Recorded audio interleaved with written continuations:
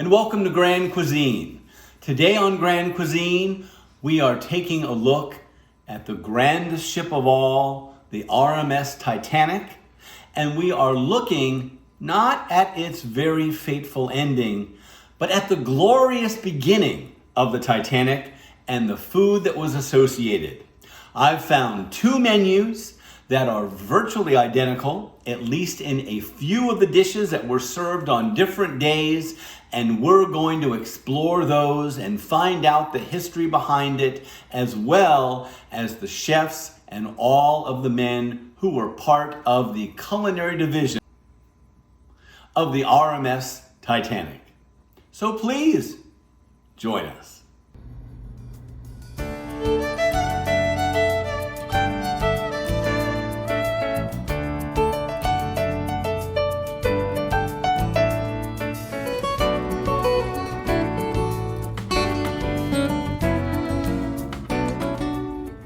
So the RMS Titanic was ready to set sail on April the 1st, 1912.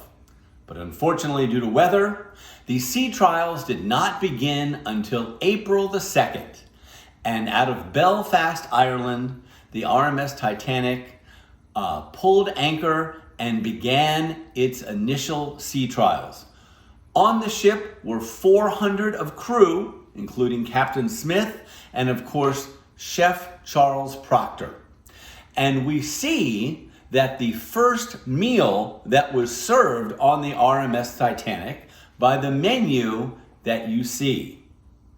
In fact, we know this is the menu because Lieutenant Lighthauler, who of course is well known and was the highest ranking officer to be saved on the Titanic, actually took this menu from April the 2nd, kept it, and when he returned to Southampton, he gave it as a souvenir to his wife as he bid her goodbye. They set sail on that April 10th after Lieutenant Lighthauler bid his wife goodbye, and they were on their way to Cherbourg, France, where they would pick up passengers, and then on to Queenstown before they headed out onto the open sea. So our second menu, as you can see, comes from the first class dining salon that would have been the menu for that evening of April the 10th. Now, what I found fascinating is, as you can see, there are 3 items that were duplicated on that menu. The first, and a very, very interesting subject, is the Boven Potatoes, which we'll talk about in just a second. Then we have the golden Plover on toast with cress, which of course is a salad course with a small domestic bird that was very prevalent in the English islands, as well as in America and Europe. And of course, the final one is a pudding sansochi. So I have decided to duplicate these 3 items because obviously Chef Charles Proctor, who was the executive chef of the Titanic, and as a note, he was the second highest paid employee of the Titanic after Captain Smith. It was his decision to create these items, I'm thinking, as a trial run for the sea trials on April 2nd, and then again to bring out as the very first dining options for first class on April the 10th. We are fortunate enough to get the second menu on April the 10th from a Charles Caswell, who was a first class steward who was working in the first class dining salon, and he saved the menu and he mailed it to his wife and she received it. Unfortunately, Mr. Caswell did not return home. So as you can see, the first class dining salon was an elegant place, and it sat 532 patrons that would only have been first class, Of course, there would have been second-class dining accommodations and steerage or third-class dining accommodations in other parts of the ship. But the real exciting part also with the Titanic was the a la carte restaurant, a restaurant that sat only about 149, 150 people at 37 tables, and it was an additional pay for the upper first class, almost as a way to distinguish the even more so first class from the regular first class, because the distinctions were so very prevalent and for whatever reason so very important at this time. The a la carte restaurant was run by a man by the name of Luigi Gatti, and he employed Pierre Russelli as the executive chef. And it was a completely different aspect from the White Star Line dining services. They ran on their own merits. They only used the facilities of the ship. So they had a separate menu, they had all separate employees, and the sad thing is, of course, that we do not have any menus that survived from this a la carte restaurant. And of course, the Parisian cafe that adjoined the a la carte restaurant, which was said to be very popular by the young people who were on board, where it offered lighter fare and drinks. So let's begin the preparation of our golden plover on toast with cress. That, of course, was on both menus, as we see from April 2nd and also April the 10th. Golden plover, as I said, was a very, very exotic, domesticated bird that was very prevalent in the Americas, in the British Isles, and also in Europe. A very small bird, and had a very, very delicate flavor. In fact, golden plover eggs were highly sought after. And although we don't see plover eggs on the menus in the first class dining rooms, we are told that they were available in dishes in the a la carte restaurant. So what we are doing is we are taking our golden plover, and in this case, we're actually using quail, and we are seasoning it with salt, pepper. We've added a little brandy, and we're also adding some olive oil to it. And we have skewered it, and we're going to roast it directly over our fire in our wood cook stove. So we're going to cook it, and we're going to turn it until it browns a golden brown, and we're going to cook just till we have the slightest pink of our breast meat. We are then going to take it off and allow it to cool slightly. We're going to toast some bread, as toast was very prevalent at this time frame, and many times toast points were part of a given dish. And now we're going to add a maitre d'hotel butter, but I'm actually enhancing it by adding in some reduced fond de veau and a really good Espagnole demi-glace sauce to make a very rich, decadent maitre d'hotel butter that of course has lemon juice, parsley, and of course the butter. So we're going to spread this onto our toast, and then we're going to slice our plover, or in this case quail, into nice noisette of breast, and we're going to put that onto our toast points, and then we're going to put it onto our plate with our cress, watercress, which of course was very popular and actually thought to be a health item, as in it would aid digestion. And then we're going to add just a little bit of a Dijon mustard vinaigrette, and here is our plover on toast. for our potatoes, this was very interesting. In my research, as I read on both the menus, Chef Proctor put bovine, B-O-V-I-N, potatoes and boiled new potatoes. Now, unlike the rest of the menu where he includes an and, my assumption is that you did not get both. You probably ordered one or the other. But as I researched, many people did not know the origin or the garniture of Boven potatoes. And it was surmised that Boven potatoes were actually potatoes that were boiled and cooked in a meat stock or a beef stock. But I just couldn't believe this.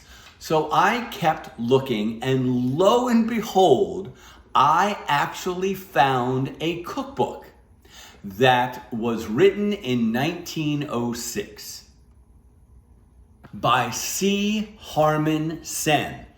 And Chef Sen is formerly of the Reform Club.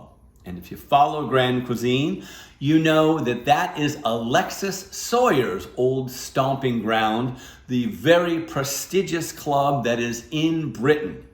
So it made a great deal of sense, and especially this cookbook is literally 300 ways to prepare potatoes. It's rather Bubba Gump, if you know what I mean. Literally page after page after page of how to prepare potatoes. And guess what is number 175? Potatoes a la bovine. And the potatoes, as you can see, are potatoes that are prepared in the traditional chateau method, where, as the recipe says, you cut them into olive shapes, or now what we refer to as a tournée, although luckily I guess we don't need 7 sides for these. And then they are par-cooked in water. Once they have boiled and are nearly done, they are removed. And then we're going to put them in some melted sizzling butter, and we're going to allow them to brown over a hot fire. And then we're going to add in chopped shallot, about a tablespoon or so. Allow that to cook for just a minute. And then we're going to add about half a tablespoon of finely chopped or even slightly slivered lemon rind or zest. And we're going to allow that to cook. We're going to season them with salt and pepper and allow them to brown. Finish them in the oven, and then just before service, we're going to add parsley. So they really are like a chateau potato, but they have this wonderful flavoring of the shallot and the lemon. And so these, by my account, and backed up by Chef Sen of the Reform Club, which would make sense, is actually the real pomme bovine, or potatoes bovine, that Chef Proctor was serving on the Titanic. For our dessert, I've chosen to go with the pudding sans soci, which once again appears on both menus, and I thought was pretty daring and really demonstrated that Chef Proctor knew what he was doing. He had been with the White Star Fleet for a number of years, and he was highly respected, and we can tell by his selections.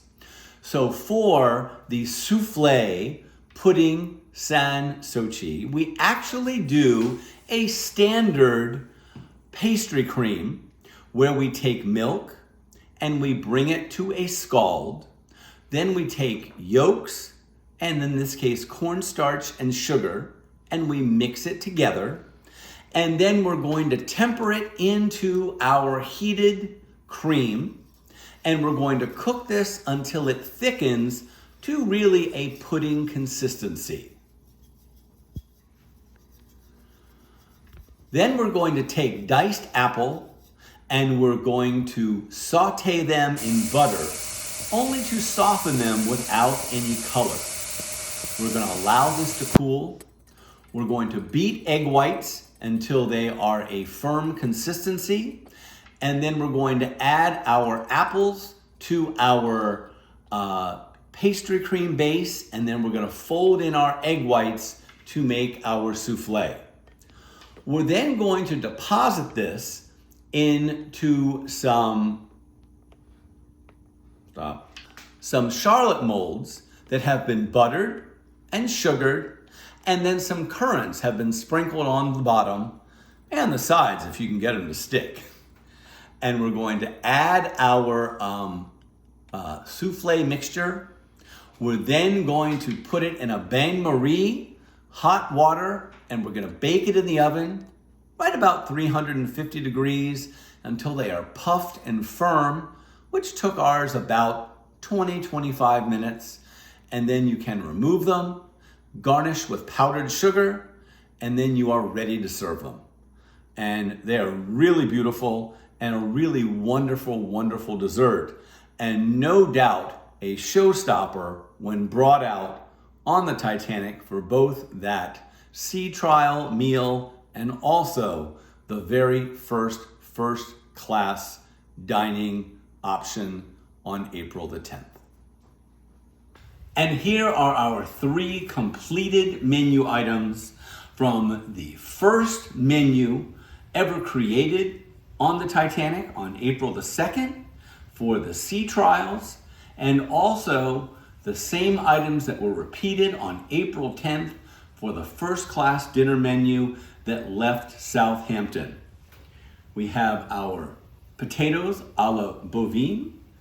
We have our golden Plover on toast with cress, and we have our pudding sans Sochi. So there you go. We are celebrating the wonders of amazing food, of amazing culinary arts, and a wonderful memory of some very, very talented people here at Grand Cuisine as we look at these first menus from the glorious ship Titanic. We also remember the many souls that were lost, over 1,500, and we also remember that this is but one of many losses of human invention as we modernized and advanced in technology. And so we remember all of those people who are part of that forever. But we would love for you to make these dishes. We would love for you to feel the wonder and the amazement that was truly the grandest ship, Titanic. So, thank you once again for watching Grand Cuisine.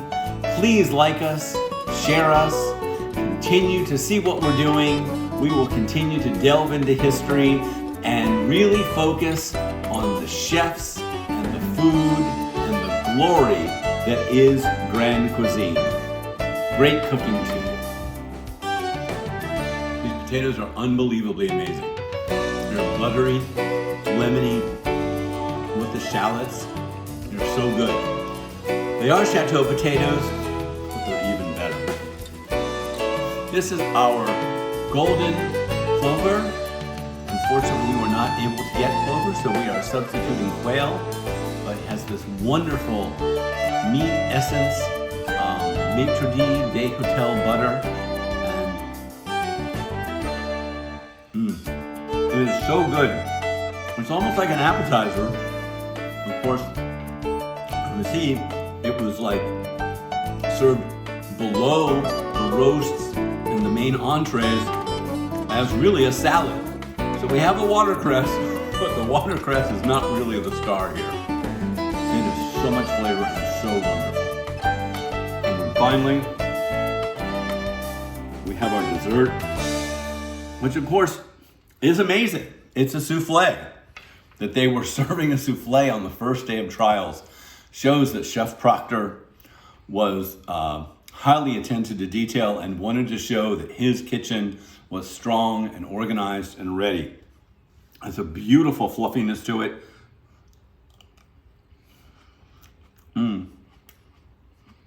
And in the very first bite, I get the apples.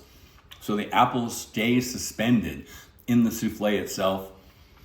And although it really isn't that sweet, it's wonderfully sweet, wonderfully satisfying.